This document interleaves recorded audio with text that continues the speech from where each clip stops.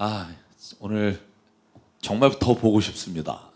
이게 오래되다 보니 교우분들 한 사람 한 사람 만나서 기도하고 또 말씀 나눴던 것들이 너무나 그리운 추억이 되고 있습니다.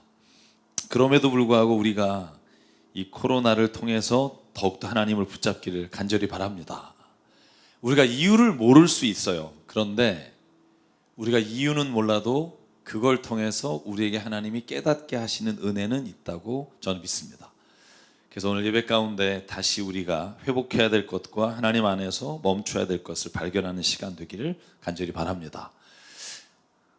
여러분, 한 민족이 왜 망했는지를 설명하는 책들이 참 많습니다. 그러니까 우리가 역사를 보면 역사를 이끌어왔던 거대한 대영 제국들이 참 많잖아요. 우리가 성경에만 나오는 민족을 봐도 이집트, 아시리아, 바벨로니아, 이 모든 나라는 정말 엄청난 거의 세계 지도의 3분의 1을 차지했던 나라들입니다. 로마도 마찬가지고요. 근데 이 나라들이 왜 멸망했는가? 여러분, 역사가들의 서술을 보면 다 이유가 달라요. 특별히 로마에 제가 역사에 관심이 많아서 로마의 역사에 관해서 로마가 왜 망했는지를 쓴 아주 두 명의 아주 대표적인 역사학자가 있습니다. 제일 먼저 몽테스키웨라고 하는 사람이 쓴 로마의 그 번성했던 시대와 로마가 왜 망하게 됐는지를 쓴 책이 있어요. 로마의 정복, 로마 제국의 실패. 근데 이 책은 로마가 왜 망했는지를 분석하는 가장 중요한 책 중에 하나입니다. 거기에 이렇게 쓰고 있어요. 로마의 멸망은 분열 때문이 아니라 너무나 번영했기 때문이다. 이 역설적인 말이죠. 그래서 책을 읽어보면 이런 거예요. 너무 순식간에 로마가 거의 전 세계를 지배하다 보니까 번영은 했는데 거기에 따라갈 만한 공동체 의식과 도덕성은 같이 따라가지 못함으로 인해 로마가 오히려 번성한 것이 멸망의 기회가 됐다는 거예요. 근데 여러분, 에드워드 기번이라고 하는 로마 역사를 쓴 가장 유명한 책 중에 하나죠. 로마 제국 쇠망사에 보면 그는 또 이렇게 말해요. 세 가지 이유가 있는데, 하나는 게르만족이 침입했다는 것이고, 하나는 중앙정권 체제가 무너졌다는 것이고, 또 기독교가 로마의 국교가 되면서 로마가 여러 주변에 있는 나라를 오히려 더 끌어안지 못했다는 얘기를 적고 있습니다. 여러분, 제가 왜 이 말을 드리냐면요, 우리가 어떤 나라 그리고 어떤 민족이 멸망한 데는 세상적으로 찾는 기준들과 세상적으로 우리가 이 나라는 이것 때문에 망했다라고 여러 가지 이유를 설명합니다. 그런데요, 성경은요, 모든 민족이 망한 이유, 모든 백성이 하나님 앞에서 버려진 이유는 딱 한 가지라고 설명해요. 그게 뭡니까? 그것은 하나님을 알지 못했기 때문이다라는 거예요. 여러분, 이 말처럼 애매모호한 말이 없다고 생각하는 사람이 있을 겁니다. 도대체 하나님이 나를 알지 못해서 이 백성이 망했다라고 말할 때 하나님을 알지 못한다는 게 뭘까? 오늘 그 말씀을 우리가 읽은 호세아 4장을 통해 1절로 10절까지 한번 나눠보려고 합니다. 여러분, 제가 오늘 1절 그리고 6절을 읽겠습니다. 하나님이 이렇게 호세아를 통해 이스라엘 백성에게 말합니다. 이스라엘 자손아, 주님의 말씀을 들어라. 주님께서 이 땅의 주민들과 변론하신다. 이 땅에는 진실도 없고 사랑도 없고 하나님을 아는 지식도 없다. 6절 같이 한번 읽을까요? 조그맣게라도. 시작. 내 백성이 나를 알지 못하여 망한다. 내가 제사장이라고 하면서 내가 가르쳐준 것을 버리니 나도 너를 버려서 내가 다시는 나의 성직을 맡지 못하도록 하겠다. 내 하나님의 율법을 내가 마음에 두지 않으니 나도 내 아들 딸들을 마음에 두지 않겠다. 하나님이 뭐라고 말씀하십니까? 이스라엘 자손이 왜 멸망했느냐? 딱 하나다. 하나님을 아는 지식이 없다는 거예요. 도대체 이게 무슨 말일까? 여러 가지 망한 이유가 있을 겁니다. 민족마다. 그러나 그게 이스라엘이든 바벨론이든 하나님은 한 가지를 말씀하십니다. 너희가 하나님을 아는 지식이 없어 망하게 됐다는 거예요. 여러분, 이걸 구체적으로 한번 보자고요. 오늘 2절과 3절에 보면 첫 번째 이유를 이렇게 설명합니다. 하나님을 아는 지식이 없기 때문에 나타난 현상이 2절, 있는 것이라고는 저주와 사기와 살인과 도둑질과 간음뿐이다. 사륙과 학살이 그칠 사이가 없다. 왜? 하나님을 아는 지식이 없어서. 3절, 그렇기 때문에 땅은 탄식하고 주민은 쇠약해질 것이며 들짐승과 하늘을 나는 새들도 다 야위고 바닷속의 물고기들도 씨가 마를 것이다. 사랑 여러분, 하나님을 아는 지식이 없다는 말은 오늘 2절과 3절을 보면 하나님을 아는 지식과 그러므로 하나님의 사랑과 하나님의 은혜를 기억하지 못하기 때문에 이 세상에 남아있는 것들은 사기와 저주와 살인과 도둑질과 학살이 남는다는 거예요. 여러분, 이걸 여러분 뭐를 통해서 알 수 있죠? 여기서 말한 게 다 십계명이라는 거예요. 살인하지 말라, 도둑질하지 말라, 간음하지 말라.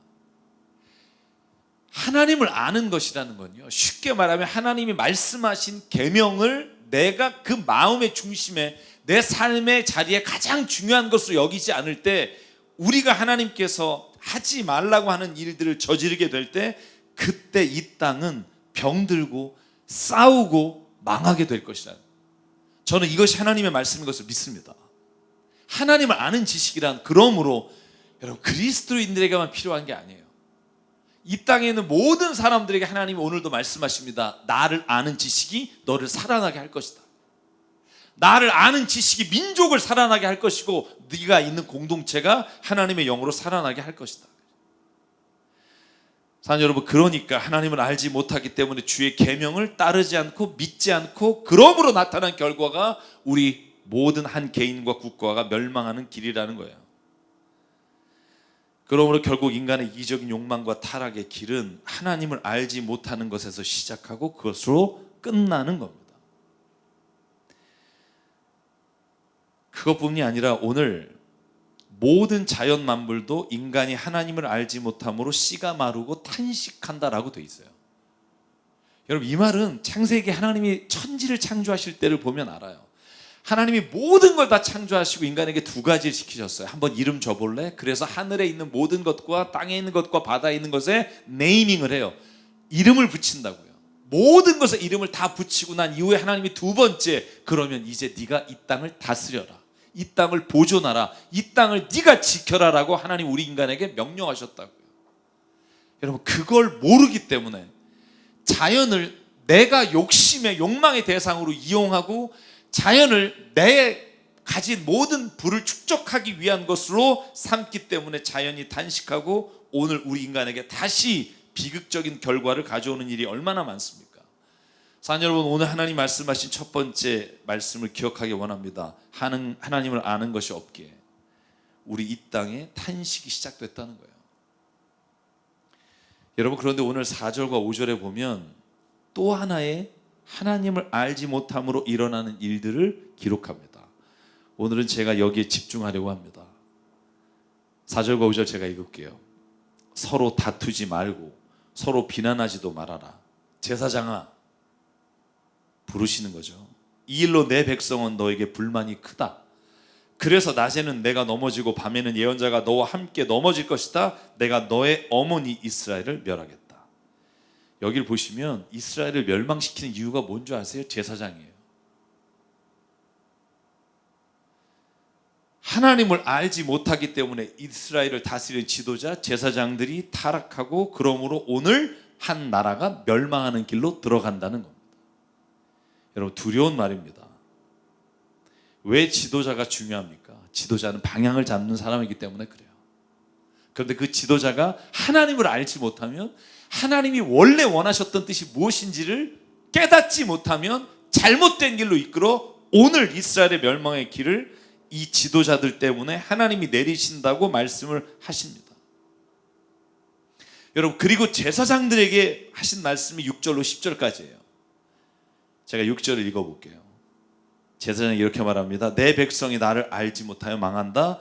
네가 제사장이라고 하면서 내가 가르쳐준 것을 버리니 나도 너를 버려서 내가 다시는 나의 성직을 맡지 못하도록 하겠다. 7절, 제사장이 많아지면 많아질수록 나에게 짓는 죄도 더 많아지니. 여러분, 이거 재밌죠? 제사장이 많아지면 모든 자리가 깨끗해져야 되잖아요. 모든 자리가 더 풍요로워져야 돼. 사랑이 넘쳐야 되잖아요. 오늘 뭐라고 되냐면 제사장이 많아지면 죄 짓는 것도 많아지고 너의 영광을 내가 수치로 바꿔버리겠다. 8절 그들은 내 백성이 바치는 속죄 제물을 먹으면서 살고 내 백성이 죄를 더 짓기를 바라고 있다. 여러분 이게 하나님이 보시는 제사장들이에요. 여러분 이스라엘이 멸망하기 직전 BC 586년 직전의 상황은 제사장들이 가장 타락하고 예언자들이 가장 타락해서 여러분 특별히 오늘 읽은 호세아서 다음에 아모스서를 읽으면 여러분 아모스 선지자가 즉각적으로 말하는 게 뭐냐면 너희들이 하나님 앞에 범죄하고 죄에서 돌이키지 않으므로 이 나라를 멸망시키시겠다. 왜냐하면 하나님의 법을 마음에 두지 않고 백성에게 그저 더 받기만 하고 더 죄를 이끌어 가는 게 제사장이기 때문입니다. 여러분 제가 여러분에게 누누이 말합니다. 오늘날 교회가 목회자가 중심이 되면 안 됩니다. 예수 그리스도를 통해 제사장과 레위를 비롯한 모든 종교 지도자들에게 더 이상 특권을 주지 않으신 게 십자가의 은혜예요. 어떤 사람도 그게 목사든 그게 집사님이든 평신도든 어떤 사람도 예수 그리스도의 십자가 앞에 누구나 다 똑같다는 거예요. 왜? 예루살렘을 멸망시키시면서 하나님이 선언하신 거예요. 더 이상 이곳에는 너희 위에 누가 있지 않고 내가 너희를 직접 만나 내가 너희에게 성령을 부어주겠다. 할렐루야. 성령을 누굴 통해서 주지 않고 내가 내 영을 너에게 부어줄 테니. 여러분 예레미야, 에스겔 모든 말씀이 딱 하나로 집약돼요. 이제는 내가 내 영을 너에게 직접 주겠다. 이게 사도행전에서 사도들이 주의 성령을 체험하면서 완성돼요. 여러분 고린도서 12장 27절 30절 보실래요?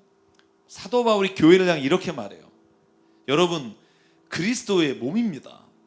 따로 지체들입니다. 하나님께서 교회 안에 몇몇 일꾼을 세우셨습니다. 그들은 첫째는 사도요, 둘째는 예언자요, 셋째는 교사요, 기적을 행하는 사람이요, 병 고치는 은사가 있는 사람이요, 남을 도와주는 사람이요, 권하는 사람이요, 관리하는 사람이요, 방언하는 사람이요. 그러나 모두가 사도이겠습니까? 모두가 예언하겠습니까? 모두가 교사이겠습니까? 모두가 통역하는 사람이겠습니까? 무슨 말이에요? 여러분 여기에 사도라든가 목회자라든가 교사라든가 모든 사람이 다 하나님 안에서 한 교회를 이뤄가는 하나의 지체일 뿐이라는 거예요. 교회가 왜 망합니까? 지도자 때문에 망합니다. 왜 하나님께서 성직이라는 이름으로 특권을 목회자에게 주지 않으셨는지를 깨달아야 합니다. 왜냐하면 타락한 지도자가 얼마나 큰 비극을 이스라엘 안에서 일으켰는지 우리가 생생하게 보기 때문에. 다시 한번 기억하십시오. 여러분이 하나님의 제사장이며 여러분이 하나님의 백성이며 여러분이 하나님이 불러서 자신의 소유로 만드신 하나님의 사람입니다. 베드로전서에 베드로 사도가 고백하잖아요. 그러므로 여러분 택하심을 받은 족속이요 왕같은 제사장이요. 여기에 여러분은요 베드로가 자기가 아는 모든 교회를 향해 쓴 편지예요. 당신 한 사람이 제사장입니다. 여러분 제가 아무리 말을 해도 여러분은 교회에 다니는 모든 그리스도인은 목사를 제사장처럼 봐요. 여러분이 어둠에서 불러내서 놀라운 하나님의 일을 일으킬 사람이고 여러분이 하나님의 일을 세상 가운데 던져줄 사람이며 이전에는 하나님의 백성이 아니었으나 지금은 하나님의 사람으로 여러분의 삶의 자리에 여러분이 가는 직장과 여러분이 가는 자리에 하나님의 제사장으로 여러분을 보내셨는데 늘 목회자에게 의존하고 교회 지도자에게 의존하는 신앙을 강조하는 모든 것들로 인해 전 하나님의 원래의 뜻이 다 무너져 버렸다고 생각해요. 여러분 기억하십시오. 호세아가 오늘 말하는 것은 교회 지도자들이 양극단으로 나눠져 싸우고 그들이 권력에 빌붙어서 자기의 교회가 자기가 믿고 있는 어떤 것을 채우기 위한 수단으로 종교를 쓰는 사람이 너무나 많다는 거예요. 교회가 5만 개입니다. 여러분 전도사 목회가 10만 명입니다. 어떤 분이 통계를 냈는데 편의점보다 많아요. 이런 편의점 진짜 많잖아요. 교회가 편의점보다 훨씬 많아요.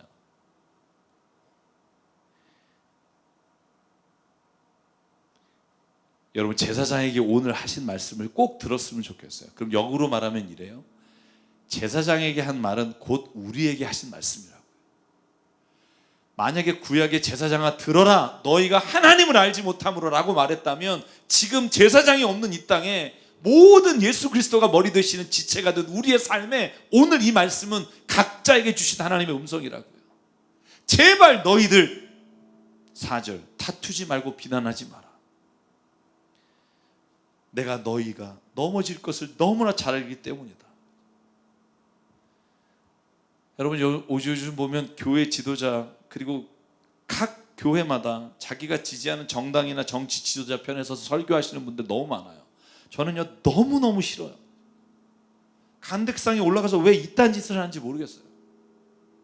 왜 올라가서 자기가 지지하는 정당, 자기가 좋아하는 정치인, 왜 그딴 얘기로 시간을 낭비하고 주님이 우리에게 주신 말씀이 아니라 왜 세상의 것을 따라가는 것에 편에 서서 그 구호를 외치며 이게 진리라고 떠드는 잘못된 목사의 말을 듣고 있어야 되는지 모르겠어요.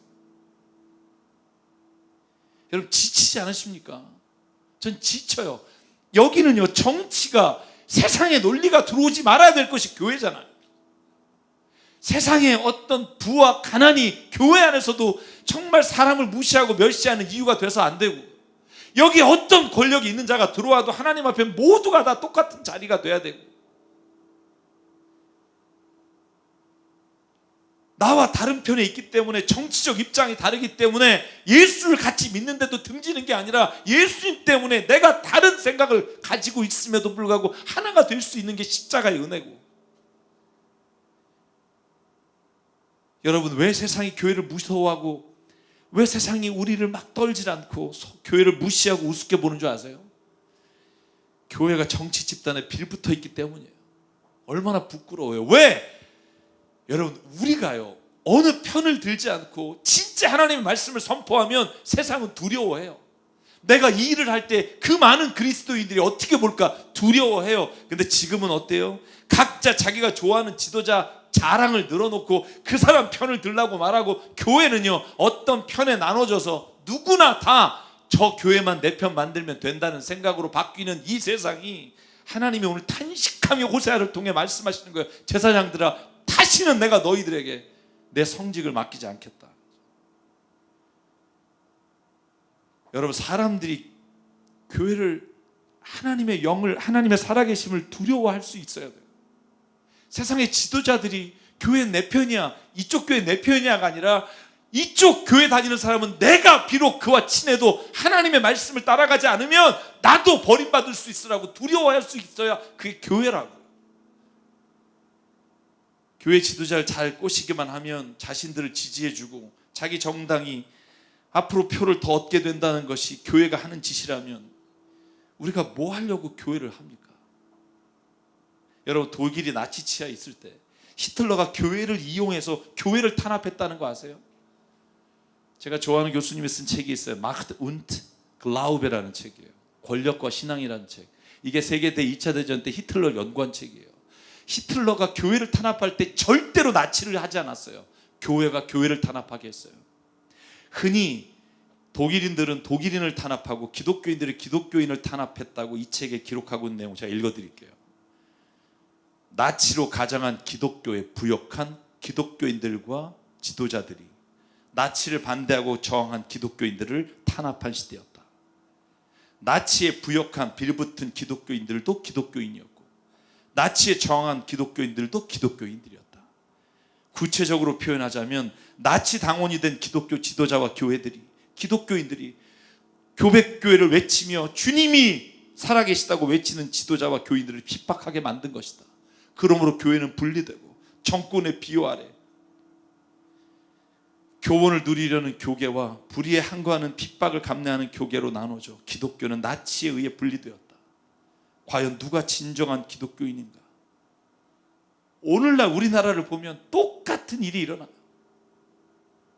그것은 여든 야든 어느 정당이든 상관없어요. 교회는 어떤 특정한 정치 지도자 정당을 지지하는 게 아니라 어떤 사람을 내가 지지하기 때문에 그 사람이 하는 모든 게 옳다고 말하는 게 아니라 우리는 눈을 열어 하나님을 아는 지식으로 사람을 봐야 되고 하나님을 아는 지식으로 정당을 봐야 되고 하나님을 아는 지식으로 현실을 봐야 돼요. 코로나19 방역하는데도 왜 이렇게 나눠질까요? 사랑하는 여러분, 교회 지도자들 가운데 우리가 어떻게 하면 진짜와 가짜를 구분할 수 있을까요? 어려워요. 여러분, 성경에도요, 진짜 선지자, 거짓 선지자라는 우리가 구분하는 사람들이 있어요. 예를 들면 예레미야 시대에 하나냐라고 하는 선지자, 우리가 볼 때 둘 다 예레미야는 하나님의 진짜 선지자, 하나냐는 가짜 선지자라고 말하지만 성경에는요, 가짜 선지자란 단어 자체가 없어요. 그냥 나비예요. 예레미야도 나비고 아나냐도 나비예요. 예언한 내용도 시작과 끝이 거의 똑같아요. 한번 보실래요? 예레미야서 28장 1절로 4절이에요. 하나냐라고 하는 사람이, 예언자가 예레미야가 너희가 망한다, 바벨로니아에게 멸망될 것이다 라고 선포할 때 하나냐가 오히려 예레미야를 묶어놓고 예언을 말씀을 선포하는 장면이에요. 이렇게 돼 있어요. 같은 해 곧 시드기야가 유다 왕이 되어 다스리기 시작한 지 4년째 되던 5달에 일어난 일이다. 기브온 사람 아수르의 아들 하나냐라는 예언자가 있었는데 그가 주님의 성전에서 제사장들과 온 백성이 보는 앞에서 나에게 이렇게 말하였다. 나 만군의 주 이스라엘의 하나님이 말한다. 여러분, 하나냐가 말할 때 오히려 내가 말한다라고 하지 않아요. 만군의 주 이스라엘 하나님이 말한다. 예레미야와 똑같은 이야기를 해요. 내가 바벨로니아 왕의 멍에를 꺾어버렸다. 바벨로니아 왕 느부갓네살이 이곳에서 탈취하여 바벨로니아로 가져간 주의 성전의 모든 기구를 내가 친히 2년 안에 이곳에 다시 가져오겠다. 와, 얼마나 듣는 사람 기분 좋겠어요. 이런 말이에요. 일제시대 압박당하고 있는데, 일제가 우리를 핍박하는데 어느 한 목사님은 나와가지고 우리가 회개하지 않으면 우리가 일본의 압제에 우리가 더 당하게 되고 나라를 잃게 될 겁니다. 그때 여러분 어떠세요? 이런 헛소리하고 있네. 내가 하나님의 말씀을 전한다. 3년 안에 하나님이 일본을 물리치시고 우리를 구원해 주실 거다. 걱정하지 마라. 누구 말이 더 들리겠어요? 4절은 더 합니다. 하나냐가 말합니다. 유다왕 여호와김의 아들 여고냐와 바벨로니아로 잡혀간 유다의 모든 포로도 내가 이곳으로 다시 데려오겠다. 나 주의 말이다. 내가 반드시 바벨로니아 왕의 멍에를 꺾어버리겠다. 여러분, 이 말을 들을 때 기분 좋았을 거예요. 자기의 죄를 보는 게 아니라, 하나님이 왜 이 일을 일으켰는지를 보는 게 아니라 하나님이 내 편이라고 외치는 사람들이 이 하나냐의 말은 너무나 귀에 잘 들렸을 거라고요. 그런데 여러분, 하나냐는요 말만 한 게 아니에요. 여러분, 우리가 선지자들의 유형을 보면 하나님의 말씀을 선포하고 하나님의 상징적 행동들을 통해서 하나님의 뜻을 전달하는 게 예언자예요. 예를 들면 호세아, 오늘 우리가 읽은 호세아서의 1장부터 3장까지 보면 하나님이 창녀 고멜에게 가서 결혼하라 그래요. 아니, 예언자가 창녀랑 결혼하는 걸 어떻게 용납할 수 있겠어요? 근데 성경에 보면 1장 2절 3절에 이렇게 돼 있어요. 주님께서 처음으로 호세아를 시켜 이스라엘 사람들에게 말씀하실 때 주님께서 호세아에게 다음과 같이 말했다. 너는 가서 음란한 여자와 결혼하여 음란한 자식을 낳아라. 이 나라가 주를 버리고 떠나서 음란하게 살고 있기 때문이다. 호세아가 그래서 디블라임의 딸 고멜과 결혼하였다. 임신하여 아들을 낳았다. 이건 호세아가 자기 개인적인 삶이 아니라 하나님이 창녀와 같은 고멜을 아내로 삼아 그가 집을 나갔을 때 다시 데려와 그녀를 자기 아내로 삼는 것처럼 이스라엘을 포기하지 않겠다는 걸 그의 삶을 통해 보여주시는 거예요. 여러분, 그런데 예레미야서를 보면 하나냐도 똑같이 그래요. 28장 10절이에요. 예언자 하나냐가 예레미야의 목에서 나무 멍에를 빼어서 꺾어버리면서 말하는 거예요. 얼마나 설득력이 있어요. 예레미야가 지금 멍에를 메고 있는데 멍에를 잡아다가 꺾으면서 바벨로니아에게 모든 진 멍에를 내가 너희를 풀어주겠다. 민족의 모든 목에서 내가 이 모든 것들을 벗겨내겠다. 듣는 사람들은 기분이 좋았을 거라고요.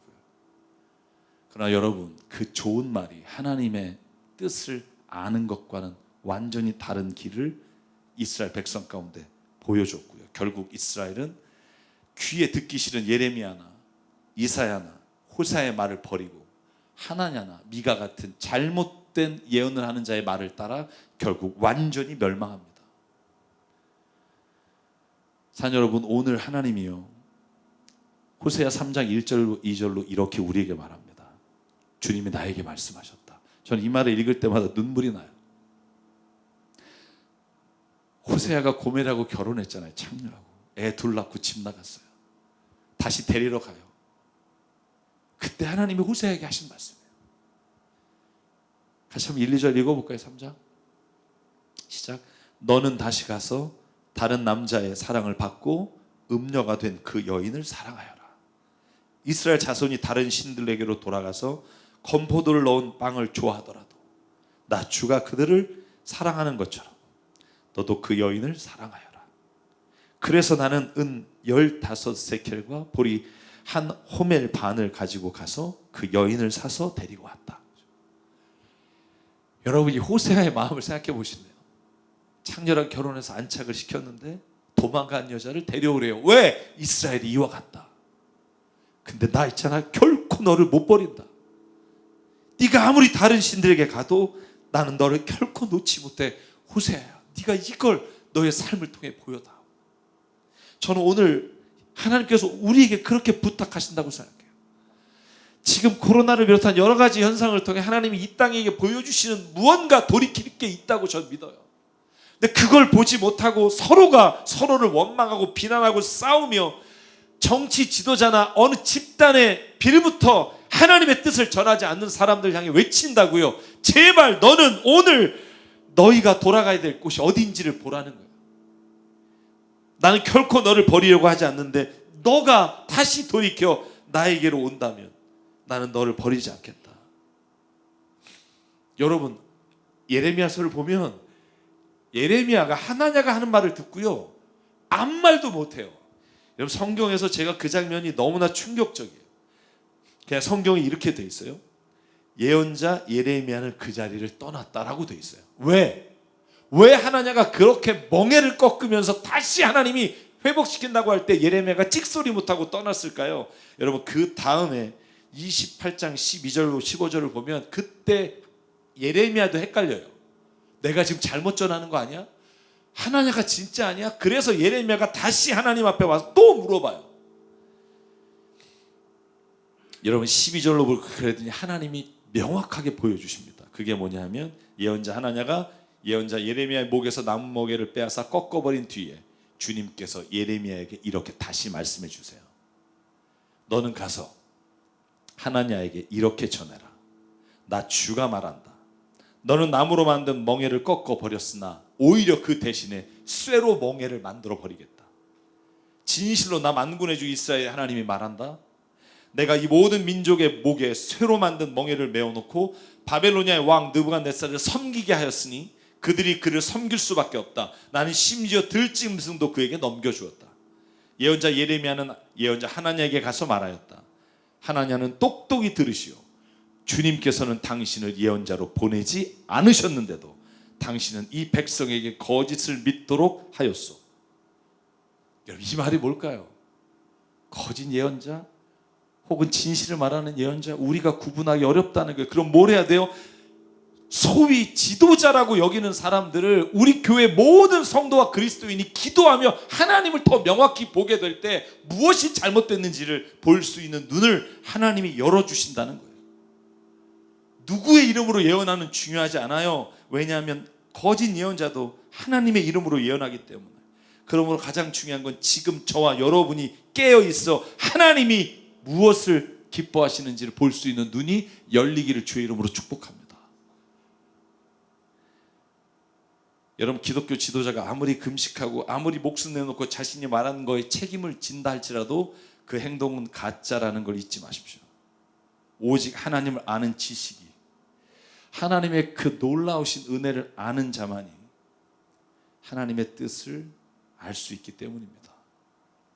사랑 여러분, 교회 목사를 따르지 마십시오. 그 목사가 어떤 말을 하느냐를 보십시오. 그리고 그 사람이 무엇을 하느냐를 보십시오. 아무리 과거에 진실한 목회자라고 해도 지금 그가 똑같은 진실한 목회자라고 착각하지 마십시오. 성경에 보면 어느 순간에 진짜 예언자가 권력에 붙어 거짓 예언자가 되는 경우가 많다는 것을 우리가 알기 때문입니다. 여러분, 저도 믿지 마십시오. 저도 지체 중에 하나고요. 여기 있는 모든 분들이 다 하나님 안에서 서로가 서로에게 성장할 수 있도록 하나님이 보내신 주님의 사람들입니다. 사랑 여러분, 그러므로 우리 교회 성도들이 저는 이렇게 잘하고 있다고 믿지만 정말 정치적인 것에 집착해서 하나님의 마음을 잃어버리는 일이 없기를 주의 이름으로 정말 간절히 소망합니다. 제가 마지막으로 여러분들이 질문 많이 한 거에 대답하고 마치려고 합니다. 저에게 정치적 입장을 좀 밝혀달라는 분들이 많아요. 너 누구냐 이렇게. 제가 정치 얘기를 잘 안 하니까. 왜 국가가 어려울 때 설교에 정치적인 얘기를 안 하냐. 제가 지금 왜 얘기를 안 했는지는 말씀드렸다고 생각하고요. 제가 일일이 대답하지 않아도 된다고 생각하는 이유는요,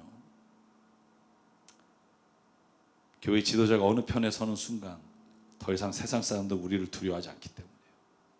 우리는 누구를 지지해서 그 사람이 주는 은혜의 영광 아래 있을 필요가 없어요. 우린 주님의 영광 아래만 있으면 돼요. 세상의 권력이 주는 편한 길을 갈 필요가 없어요. 때로는 옳은 얘기를 하다가 불편하면, 힘들면 그 길이 하나님이 주신 길이라고 가면 돼요. 저는 정 궁금하시다면 한 가지만 힌트를 드릴게요. 내가 누군지. 저는 역대 대통령을 한 번도 뽑아본 적이 없어요. 제가 선출한 분은 다 당선된 적이 없습니다. 그냥 그 정도로만 제가 말씀을 드릴게요. 우리 가족도 내가 누구 찍었는지는 모릅니다. 저는요, 우리 교회가, 그리스도인이, 교회의 지도자가 이런 어려운 때 하나님을 아는 지식에 집중했으면 좋겠어요.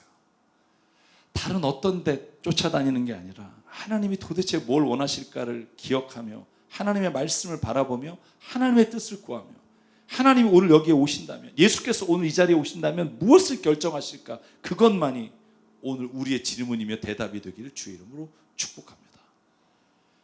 교회가 권력의 시녀가 되는 순간 교회는 무너졌고요, 타락했고요, 교회가 세상 사람들을 죽이는 도구가 된 게 남미의 여러 나라에서 우리는 너무나 명확하게 봐왔습니다. 사랑하는 새사람교회 성도 여러분, 세상이 좀 하나님을 두려워하게 만듭시다. 세상이 좀 살아계신 하나님 앞에 이렇게 살아야겠구나라고 교회를 바라보며 교회의 눈치를 좀 보게 합시다. 여러분, 그러려면 오늘 호세아를 통해서 하나님이 하신 말씀을 들어야 돼요. 내 백성이 나를 알지 못해 망한다. 오늘 우리 교회를 보면 하나님이, 강남 새삼교회야, 너희를 통해 내가 이 세상에 하나님의 뜻을 전하겠다. 여러분, 그 말씀을 듣는 교회, 이 어려운 때에 오히려 그 빛을 발하는 교회, 세상의 모든 사람들이 권력에 힘 있는 자의 편에 설 때 힘이 없는 누군가를 붙잡고 하나님의 길을 걸어갈 수 있는 교회, 저는 그런 교회가 되길 주의 이름으로 축복합니다.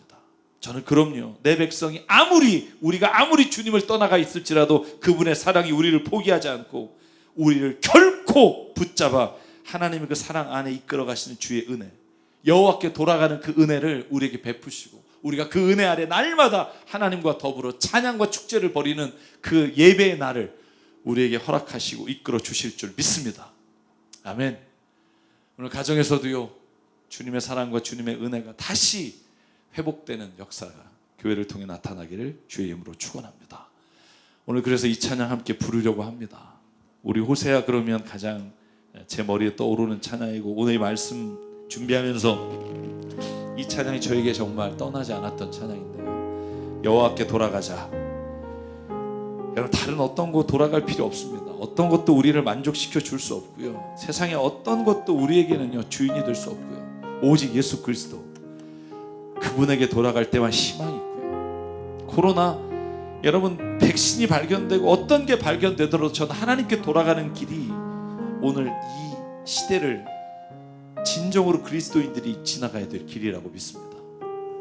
우리 참 함께 하면서 하나님의 말씀을 기억하고요, 고백하겠습니다.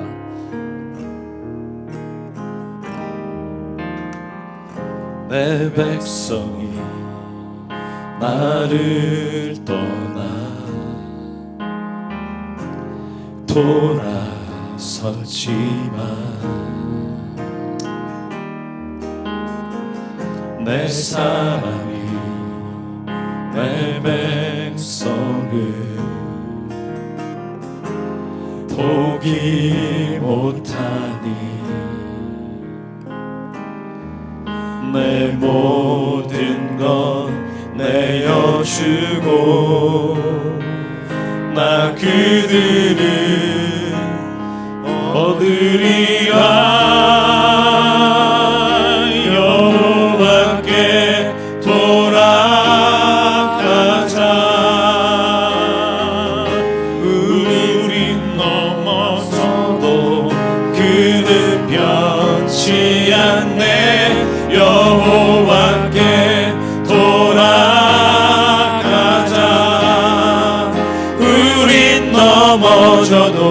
그 사랑 영원하네. 우리 한 번 더 부를까요? 내 백성이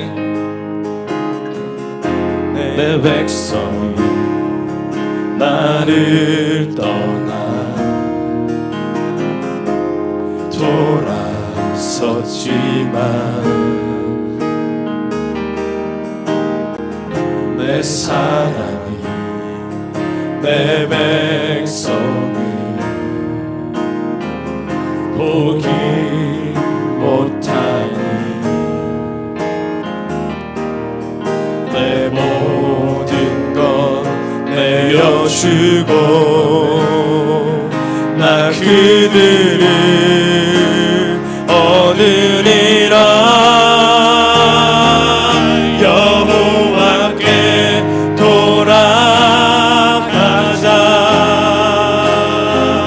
우린 돌아서도 그는 변치 않네. 여호와께 돌아가자. 우린 넘어져도 그 사랑 영원하네. 사랑은 오래 참고 자신을 내어주네. 서로 살아갈 때 세상은 주보네. 사랑은 절대 지지 않네. 사랑은 오래 참고 자신을 내어주네. 서로 살아갈 때 세상은 주보네. 사랑은 절대 지지 않네. 여호와께 돌아가자. 우린 돌아서도 그는 변치 않네. 여호와께 돌아가자. 우린 넘어져도 그 사랑 영원하네. 여호와께 돌아가자. 우린 돌아서도 그는 변치 않네. 여호와께 돌아가자. 우린 넘어져도 그 사랑 영원하네. 이 시간 함께 기도하겠습니다. 우리 기도합시다. 하나님 말씀 기억하며 우리가 돈이 없어, 우리가 그리스도인이 모자라서, 우리가 힘이 없어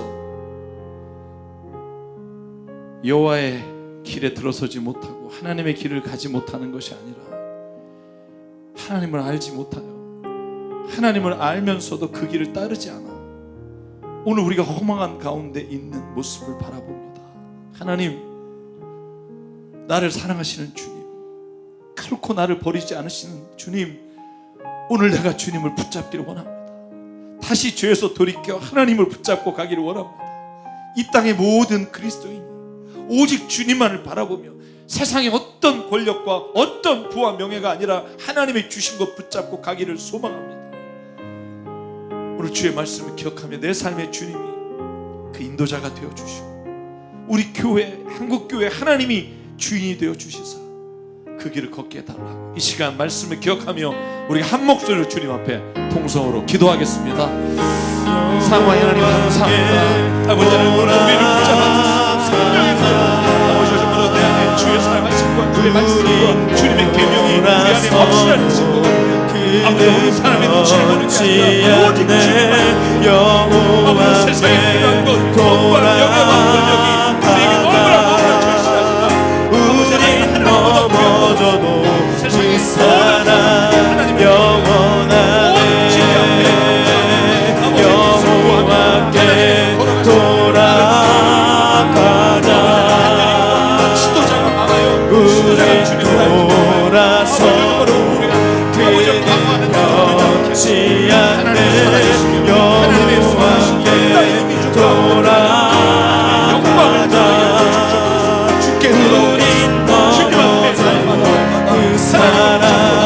영원하네 주님만 위해 기도하고 주님만 위해 생명 되시니 돌아가자 오직 하나님, 오직 주님. 나는 없어져도 주님의 그 예수 그리스도가 남게 하시고 나는 막아요.